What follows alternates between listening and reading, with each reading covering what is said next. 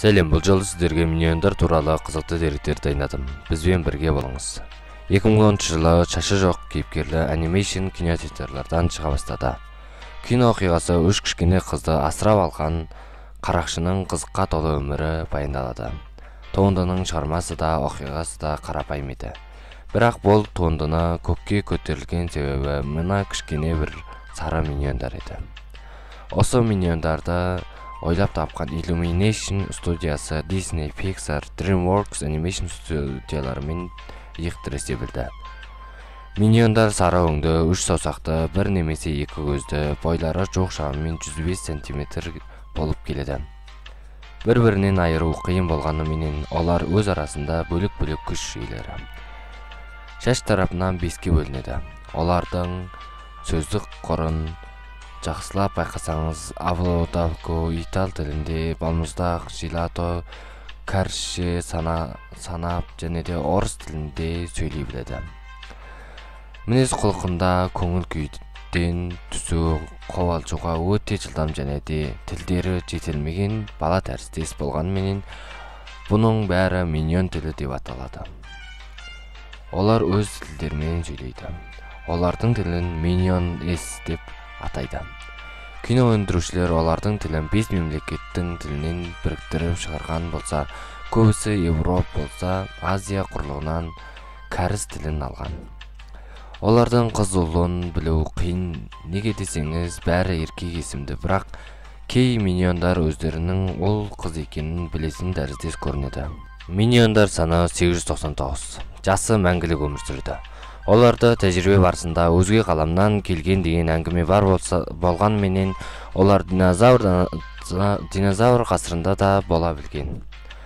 Динозавр алып балық, тас адамы, қан сорғыш, Наполеоннан бері келе жатқан себебі олардың мәңгі өмір сүре алатынының бірде-бір дәлелі. Мәңгілік өмірден басқада дене құрылымы тоққа соғылса да, денесін созса да, ауа жоқ жерде де өмір сүре береді. Динозавр әлемінен осы уақытқа дейін ең жек сұрын жауызды іздеп келген. Олардың тарихындағы құлдырау кезеңі Наполеонға көмектесіп жүрген кезіндегі кішігірім қателік еді. Бір уақыттарда миньондарды германиялықтардың тәжірибесіне кірген еврей балаларынан ой алған деген әңгіме мен сурет интернет желісіне тараған еді.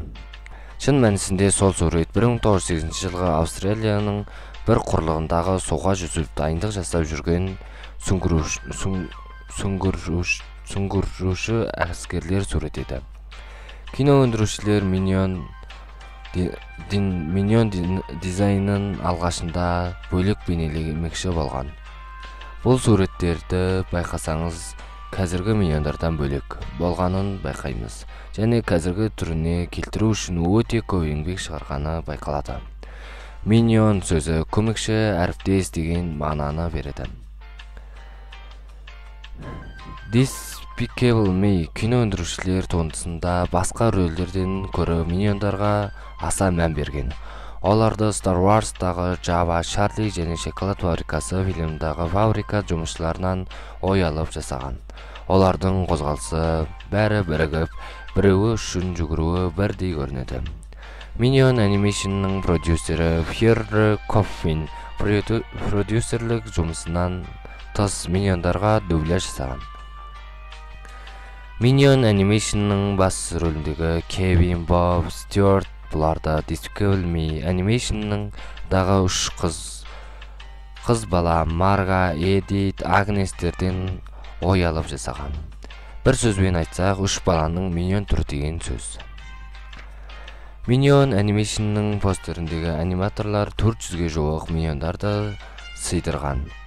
Барлық миньондар жақсы жақта емес. Олар жауыздық, жамандық жаққа жүгірсе де ешкімге еш зияны жоқ. Оларға екпе күлгін түсті миньонға айналдырғаннан сары түсті миньондардан еш айырмашылығы жоқ болғанымен сол туындыдағы ең қауіпті кейіпкерлердің бірі болды. Себебі олар өлмейді, әрі көзіне көрген затты жей беретін қожық еді. Және де Өң цирклінен көрсек, сары мен күлгін түс бір-біріне қарсы түс екенін білеміз. Бұл жолы бейне сіздерге ұнады деген ойдамыз. Келесі бейнеге дейін сау болыңыздар. Бейненің дереу шығуын қаласаңыздар, осы бейнеге лайк басып, артынша каналға тіркеліп, қателіктерім болса комментарияға қалдырыңыздар. Рахмет. Абай бол.